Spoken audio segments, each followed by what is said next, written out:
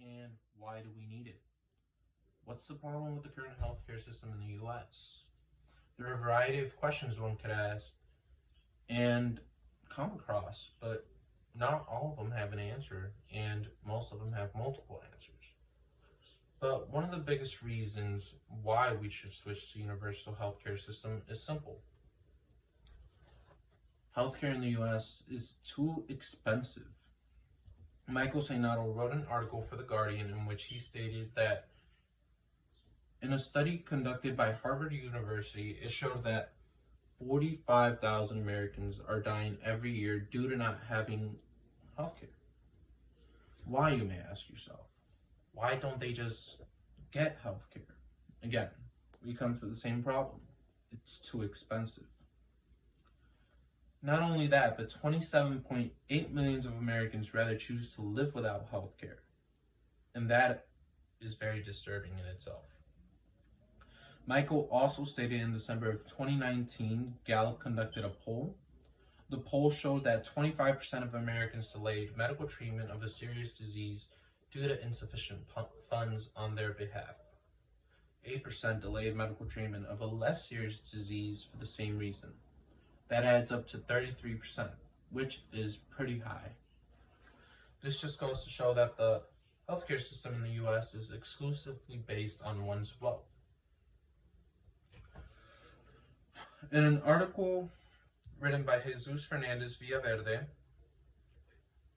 written on thepublicdiscourse.com, he stated that from 2000 to 2018, the rate of growth of healthcare expenditure per capita was 3.1%. And it only keeps going up.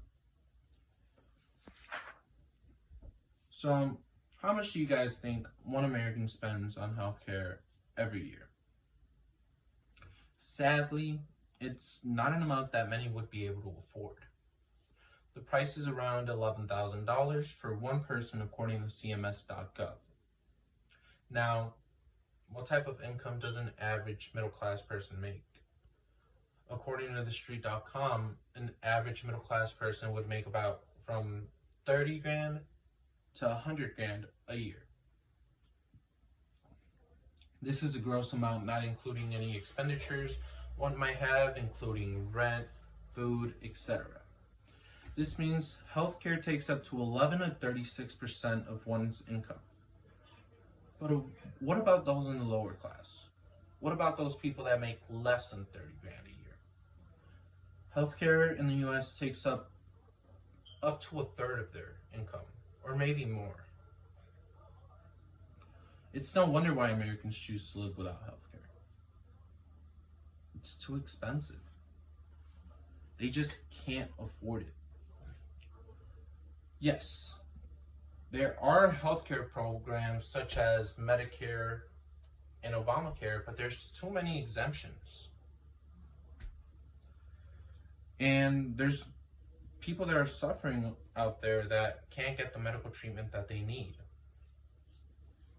Out of the 33 developed countries, the United States is the only one who has not adopted a universal healthcare system. I found this funny tweet on Twitter that said universal healthcare is such a complex beast that only 32 out of the world's 33 developed nations have been able to make it work. Which, it's pretty funny. But why? Why has the US not adopted this system? Other countries did it and are prospering, so why can't we prosper as well? Well, the US is too embedded with independence, capitalism, and self-reliance. With adopting the universal healthcare system, the US can implement one out of the three methods that there are. The three methods being the Beveridge method, the social health insurance model, and the national health insurance model.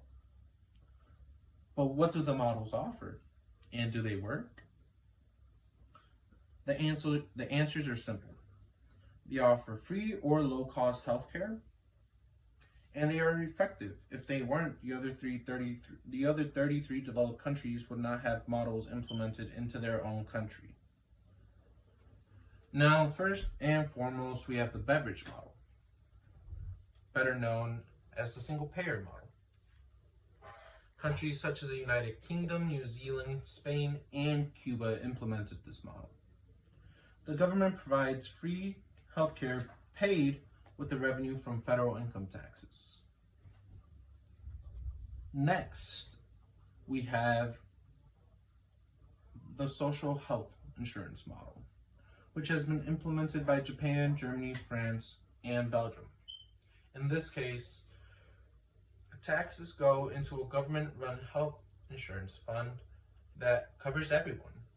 Private doctors and hospitals provide services, and government controls the health insurance prices. And the final method we happen to have is the health insurance model, the national health insurance model. This model uses public insurance to pay for private practice care. There is only one insurance company, so the government has leverage to make medical costs low. Countries such as Taiwan, Canada, and South Korea have implemented this model. In our reality, any of these methods would do the U.S. justice. If the U.S. can adopt one of these methods, that would make healthcare more affordable for families that don't have healthcare or can't afford it. Some families don't even have to worry about the cost. As I said earlier, the reasons why Americans choose not to adopt universal healthcare system is due to the fact that Americans solely care about themselves. I mean, it's understandable. According to Thomas Hobbes, humans are naturally selfish. Even if one must agree with that saying, people not having healthcare is still wrong. The capitalism and independence Americans feel so strongly about is not always right. So how can we change this? How can we encourage the U.S. to adopt a universal healthcare system? Well, we can lobby for it, which is an option, but for those with power and authority. But what can we do without power and authority? We can spread the word and come together so that it reaches those in power and authority. The U.S. healthcare system needs a change, and we, the citizens of the United States, should work towards that change. Thank you.